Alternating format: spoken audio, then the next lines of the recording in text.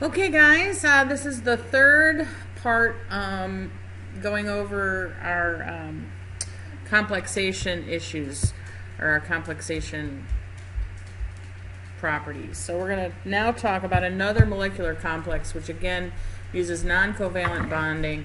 We're going to talk about ion exchange resins for a little bit, and then we'll get into our protein binding.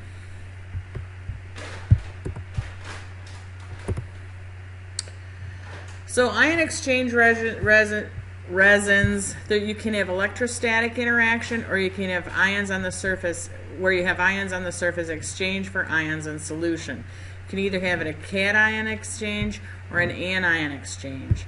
So what we have is a surface that has ions on it, which is attached to a particle, usually a resin. So you have surface ions bound to the resin, which can either be an organic polymer-based resin or an inorganic mineral-based particle. The charged ions are in solution.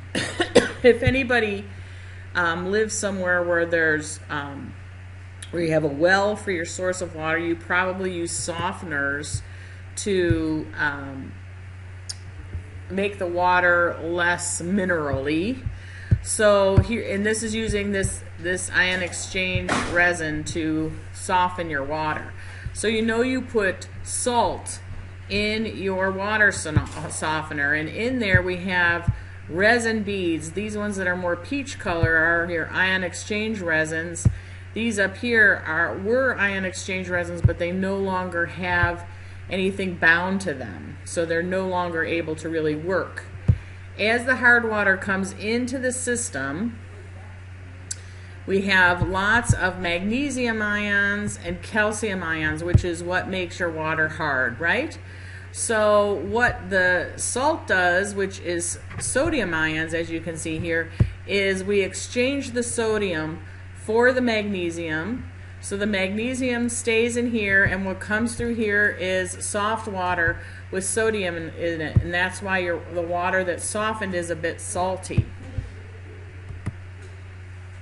There's two drugs that work this way that actually do exchanges, and these are for bile acids that we take orally, and it's to exchange those bile acids using the same idea of ion exchange, and these both are to lower cholesterol. The other thing is it can also cause drug interactions with other drugs that can also undergo ion exchange. So that's the reason that we talk about this with drugs, is this is the exact principle by which cholestyramine and cholesterol work. Now we're going to get quickly into protein ligand binding, which proteins can bind to lots of things. We're going to mostly talk about proteins binding to drugs. So protein ligand interactions we're going to replace with protein drug interactions. As I said from the beginning, if you want to talk more generically, proteins can bind other things, but we're going to mostly talk about drugs. Drugs bind to receptors, which is a protein. When drugs bind to a receptor, that's what actually causes the activity, isn't it? So this is a really important thing, that this protein-drug interactions outcome. Drugs can also bind to carrier systems. We have several carrier systems in the body, many carrier systems in the body. Two examples are a protein called P-glycoprotein. P-glycoprotein is an efflux pump. So a drug might move across a membrane, and if P-glycoprotein is there, if the drug is a substrate for P-glycoprotein, the drug will then bind to the P-glycoprotein, and the P-glycoprotein will move that drug back out across that membrane again. So P-glycoprotein is a type of carrier system. So when drugs bind to carrier systems, this is a drug-protein interaction. So P-glycoprotein is one. There are also carriers in your kidney that move drug from the blood into the urine.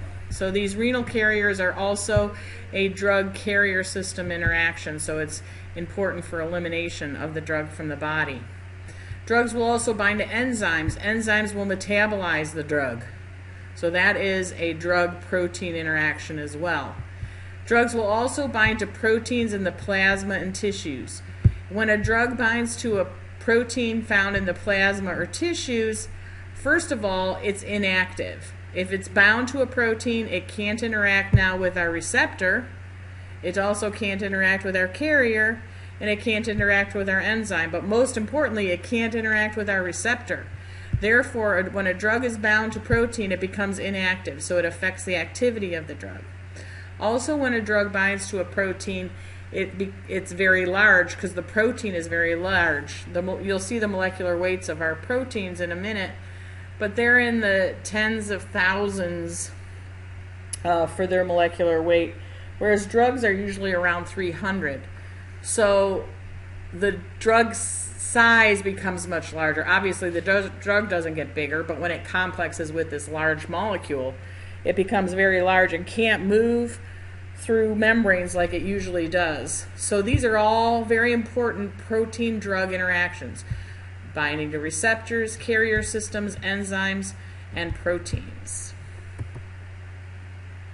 And again, we have the competition. So there's a capacity and affinity of the system. Each ligand has a capacity, the number of protein sites available, and affinity, how attracted the drug is to the protein. There will often be competition for those binding sites. So I always call this a love triangle. So you might have a drug that's bound to a protein, but then another drug comes along that's more highly attracted, a higher affinity.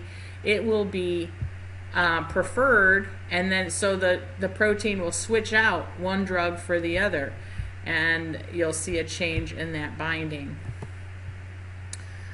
All right, I'm going to stop there, and we'll pick up here on our next video.